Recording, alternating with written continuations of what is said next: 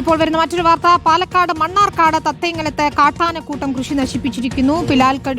പിലാൽക്കൽപ്പടി നബീരിന്റെ കൃഷിയാണ് നശിപ്പിച്ചത്. തോട്ടത്തിലേക്ക് റബ്ബർ വെട്ടാനായി പോയപ്പോഴാണ് കാട്ടാന മരങ്ങൾ നശിപ്പിച്ച നിലയിൽ കണ്ടെത്തിയത്. ഇക്ബാൽ അറക്കലാണ് ചെയ്തത്. ഇക്ബാൽ, എത്രത്തോളം നാശമുണ്ടായിട്ടുണ്ട്?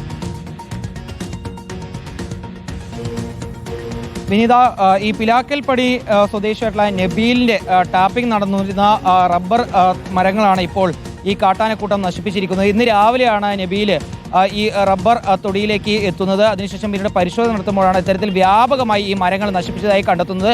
എന്താണ് സംഭവിച്ചതെന്ന് ആദ്യഘട്ടത്തിൽ മനസ്സിലായില്ല. പിന്നീട് നടത്തി കൂടുതൽ പരിശോധനയിലാണ് ഇത്തരത്തിൽ കാട്ടാനക്കൂട്ടമാണ് അല്ലെങ്കിൽ കാട്ടാനകളാണ് ഇത്തരത്തിൽ ഈ റബ്ബർ മരങ്ങൾ നശിപ്പിച്ചിട്ടുള്ളതെന്ന് മനസ്സിലാക്കുന്നത്.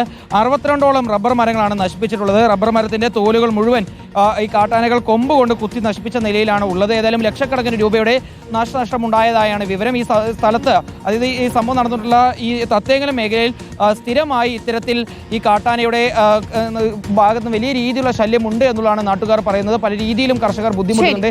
എത്രയും പെട്ടെന്ന് ഈ കൃഷിയിടങ്ങളിലേക്ക് ഈ കാട്ടാനകൾ എത്തുന്നത് തടയാനുള്ള നടപടികൾ സ്വീകരിക്കണമെന്നാണ് കാട്ടാനകൾ ഇപ്പോൾ റബ്ബർ മരങ്ങൾ നശിപ്പിച്ചു എന്നതാണ് ഇക്ബാൽ അറക്കൽ റിപ്പോർട്ട് ചെയ്യുന്നത്.